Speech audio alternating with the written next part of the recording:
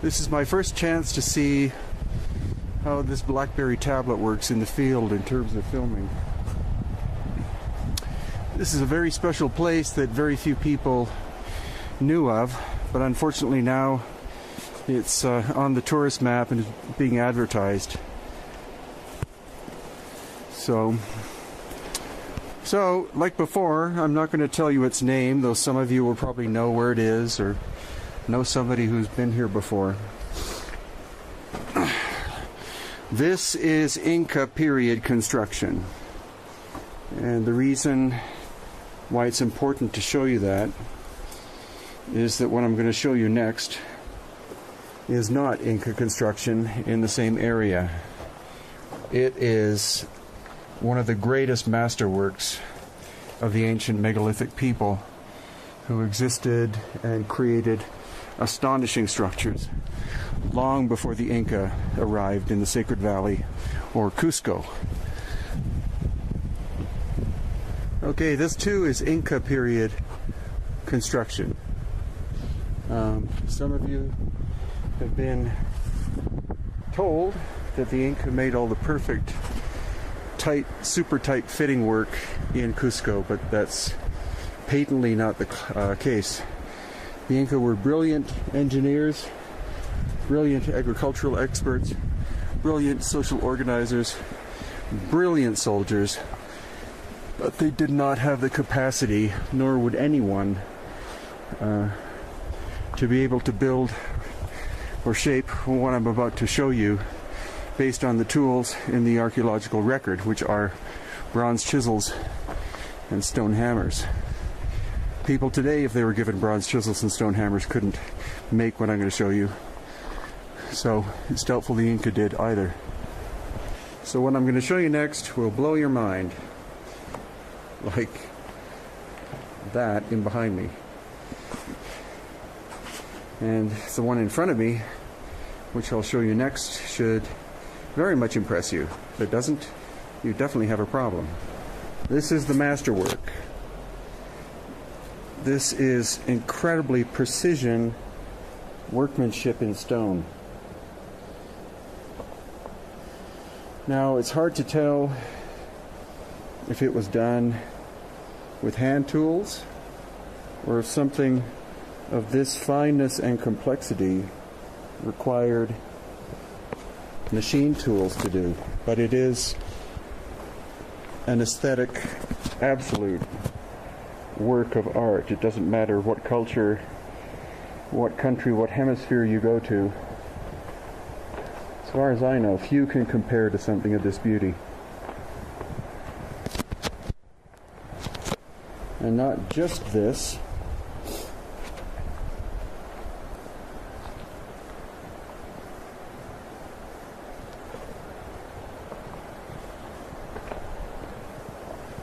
And again, the fineness of the workmanship. This is where some idiot put dynamite and blew the top of this off. The top is around behind. You see the precision craftsmanship of whoever the great builders were who made this.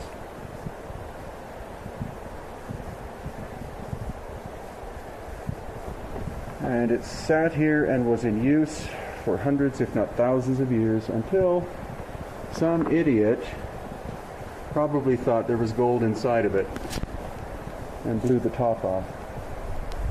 And aside from that, that structure or outcrop is not alone, because there's also this, which is a double door or even a triple door. And why would somebody invest so much time and effort in this? Because what did it do? Something of such incredible detail and fine workmanship must have had an incredibly important purpose. Spiritual purpose, duh, of course. But what was the function?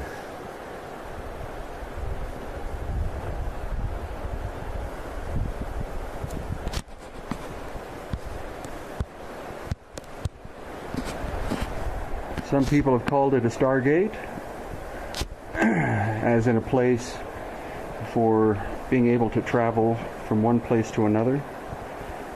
On the physical level, I completely find that mildly silly, but it's possible that it's a communication portal whereby kneeling in here, you're able to communicate with another structure like it somewhere else in Peru, or maybe somewhere else on the planet. There is a lot of quartz crystal in the stone. Quartz crystal is very energetic from a spiritual viewpoint, or also from a pragmatic standpoint. First crystal, so-called crystal radios.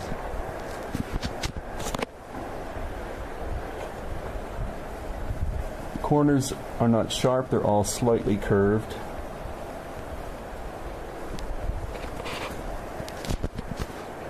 And I just recommend to you that if you do wind up finding this place, or have been here before, do not leave any of your garbage.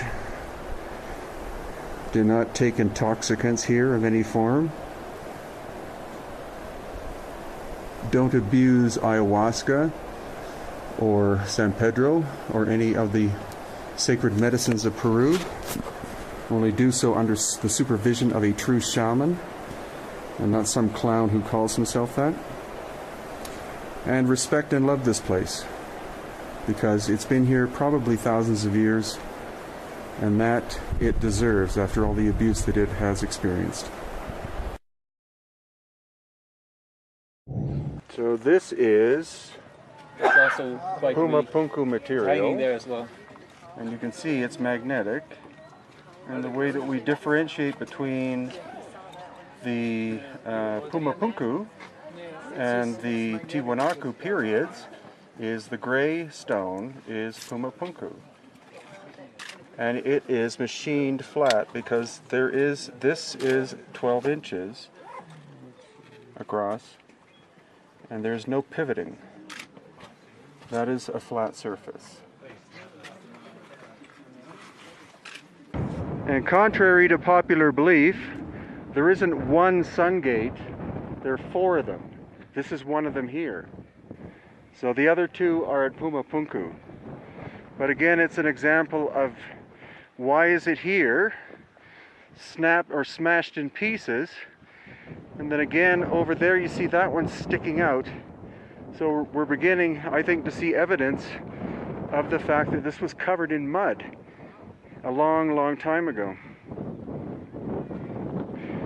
And this is where you see, this is where you see the machining, because the fineness of the work, and if we had Chris Dunn's gauges, depth gauges, you could measure the fact that this, the depression here is very, very even, within thousandths of an inch.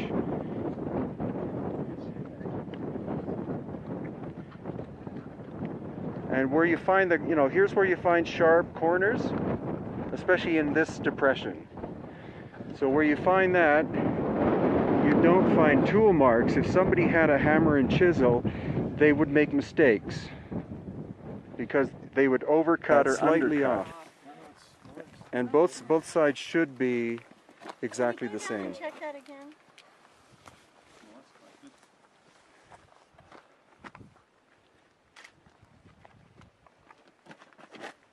You see what I mean? You've got Have these been excavated, Brian, or are they in situ? In situ, yeah. Anyone interested, this is area over here, where they basically demolished it and taken everything out, is where the Acapana, so this is the Acapana, it's where the Andean cross pool was. That's right in the centre of that area there. Mixed in with the muds that they were bringing in naturally, and what you're doing is you're winning out the fine materials. So you're winning out the much finer clay materials, and you leave this layer of these larger, denser sort of pebble and little stones, that type of thing. Oh, okay. So as the other Because stuff see- erodes, Yeah. that's what's left behind? See right there. If you see there, you can see a layer of it. Uh-huh. The little green stone is what we're referring to. Right. And if you imagine the whole thing, it would have been much higher, and they had all been mixed in and not been so obviously, but you winnow out Oh, okay. all the fine sands and clays and whatnot. What you're left with is this layer of larger, denser stones that have to be blown away. Oh, okay. Okay. It's iron or metal ore, similar to, it could well be that. It could also be charged seeds up, altered consciousness. There's all these different potentials of energy. And you've got a great big magnetic anomaly. If they mixed up this mud and these little, green pebbles, if they're serpentinite or copper bearing, if they were mixed and purposefully in Yeah, that's what I'm thinking, because it's almost like something. to get that texture, to get that composition. Oh, yeah. Yeah. Yeah. Because it seems very, at least from what I've seen so far, it seems very, very consistent. Yeah. It's very purposeful stuff going on here.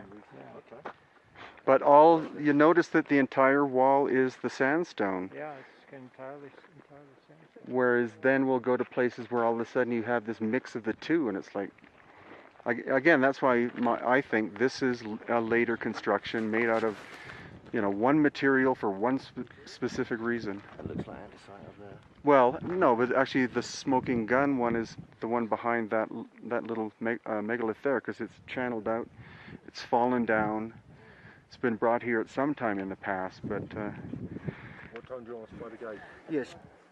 So this is where we might find real evidence of the Pumapunku period at Tiwanaku, where there was catastrophic damage. And this stone is one of the major ones, because this break could not have been done with guys with sledgehammers. This happened a long time ago because of the weathering on the inside surface and also all the lichen that's growing on it.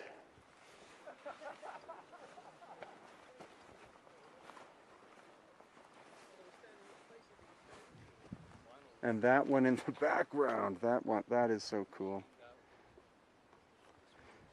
This one, and just the precision workmanship of this.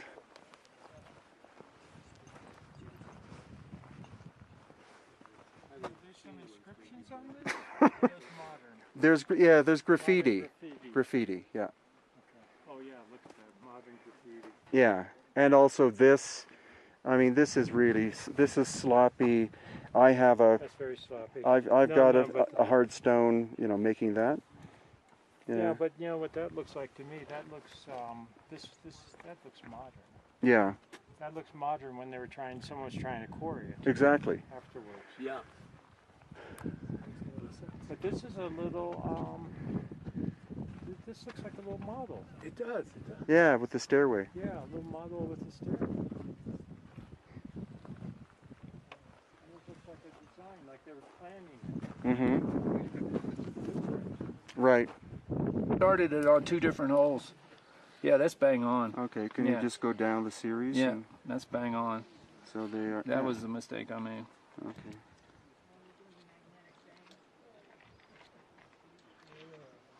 Brick, Jesus. Look at that. That's crazy. That's great. That is crazy. So what's the distance? I don't know. Probably some sacred distance. Is that metric? It's got both. Oh, good. Okay. Wow. That is off the scale. So what do we have? It's 31 let's see, 32.5 millimeters. Okay, and in 32.5. Geez, the 1 inch, a quarter, let's see, 16th, let's see, 4 or 5/16, 1 inch and 5/16. okay. Been put together in modern times. Yeah, this guy shows perfectly the outside angles, yeah. Yeah.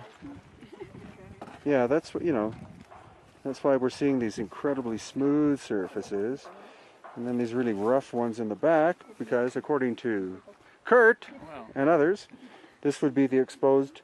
This would have been exposed to the weather. Yeah, absolutely.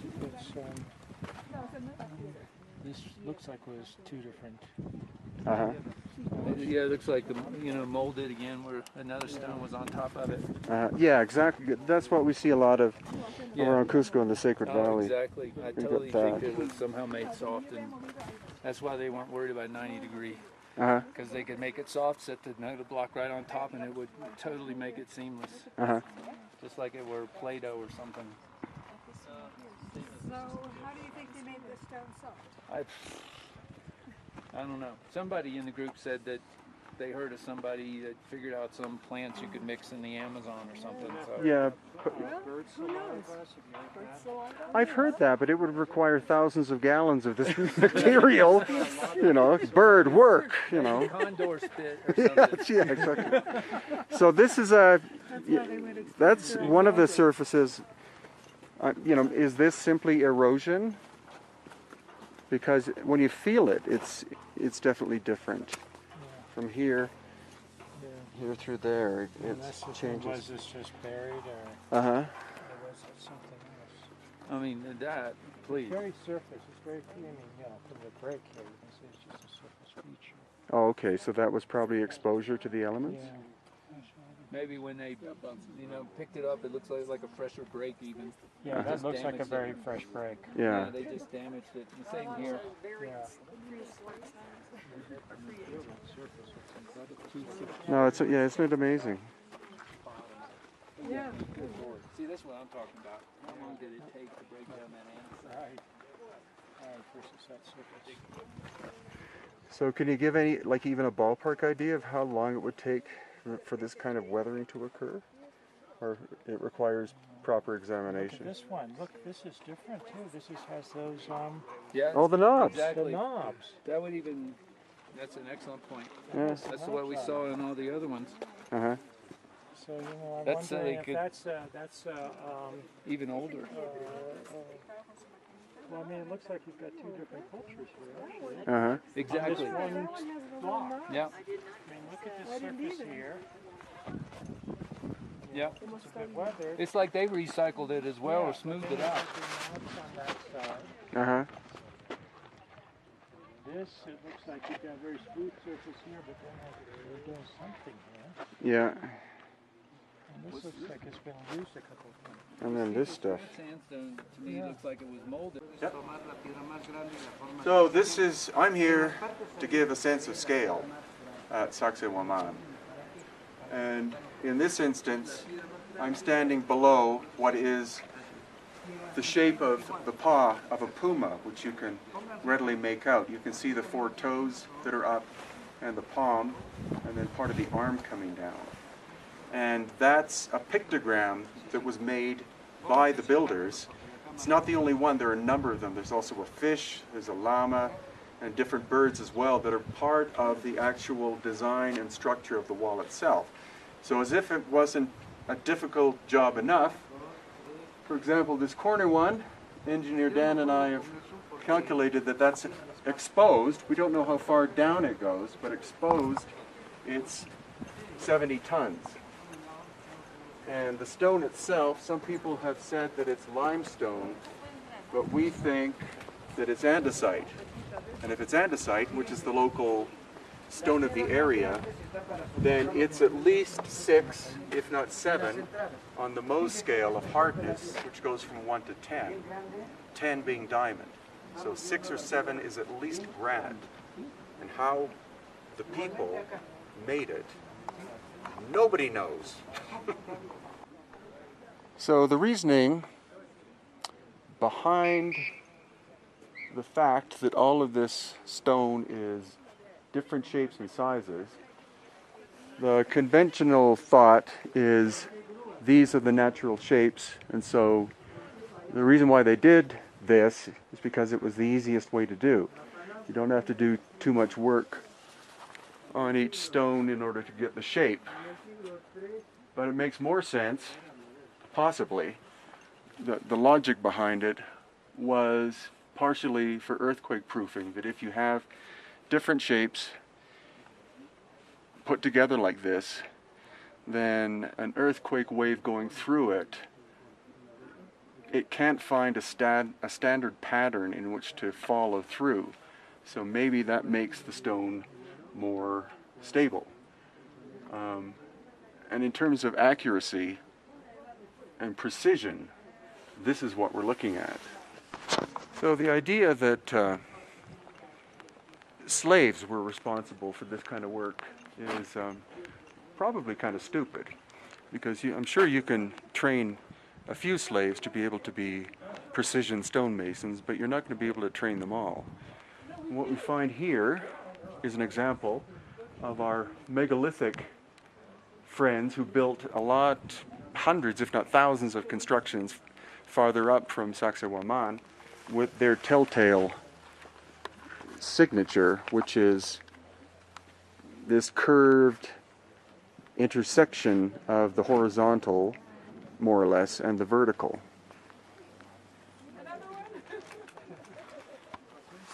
And again, to give you a sense of scale of what this is that we're looking at, this stone by itself, I'll just walk backwards here so you can have a look at how big this one is.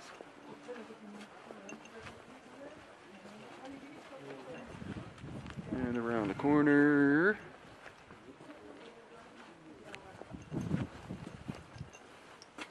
And this is the intersection point with the relatively smaller one. Relatively smaller, but we're still talking in tonnage. And we think the stone, again, is andesite. Andesite's at least as hard as granite, if not harder. And how did a people with bronze chisels and stone hammers construct this? This is our friend Ephraim, and he's going to explain this. Yeah, this is the snake. Snake. This is the possible decoration for gold or for silver, no? Uh-huh. This is the head. Yeah. Yeah. This is the shape. Yeah. Uh-huh. This is the division in 7. Right. 7 chakras. Yeah. 1, 2, 3, 4, 5, 6, 7. Yeah. 7 chakras. And the snake for the Incas, the symbolizes the intelligence. Right. Yeah. Right. That's the most important animal. Uh-huh. The snake then represented the underworld. Right. And Uhupache. Sí. Yeah. That is the snake is most important animal. For the Incas, they consider the totems, Uh-huh. the sacred animal. Right. Yeah, and this is the snake. Uh-huh. Yeah. And then the puma is... Puma condor. Yeah, so puma is the middle world? Middle world. Right. Yeah, the snake, the underworld. Right. The puma, the middle world. The condor, the upper world. Exactly. So Yes. it's also subconscious, Uh-huh. conscious, Yes. superconscious. Exact, The three exact. aspects Yes. of being. And here is not possible, but for this over there, Uh-huh. this is the snake, the beak. Mira, and here Oh, is the, okay. the head, Yeah. the body, the what? Okay, so this there's... is the anaconda. Oh yeah, so there's the Anaconda. snake shape right there. Yes. Yeah, It's very not good. possible to access for this, no? This, because, no, and this is not. So our friend Ephraim here, who's a native of Cusco, has just told us that this entire wall at Sacsayhuaman, or Sacsayuma, is 4 meters underground. So 12 feet of each of these stones is underground, and that's why it's so stable. And that means that this stone here, which is the tallest, about 17 feet of it is exposed, another 12. So that means this stone by itself is 30 feet tall and weighs 125 tons.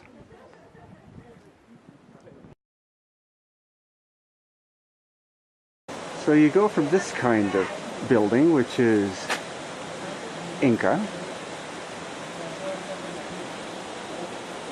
to this, which is older and far more sophisticated.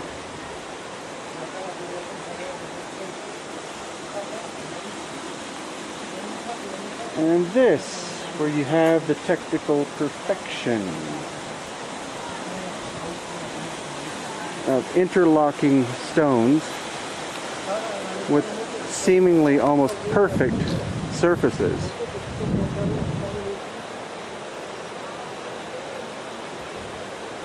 And these with beautifully cut surfaces in them. Hey Brian, there's a lot of big rocks in this field right next door. Okay. And then we have these strange channels that are carved into solid andesite.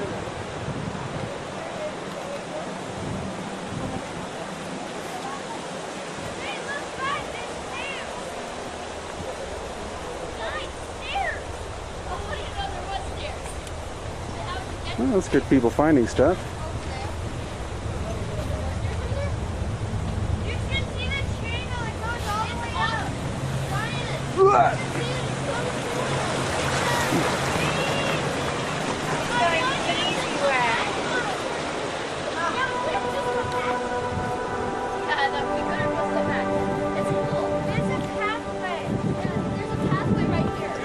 Really?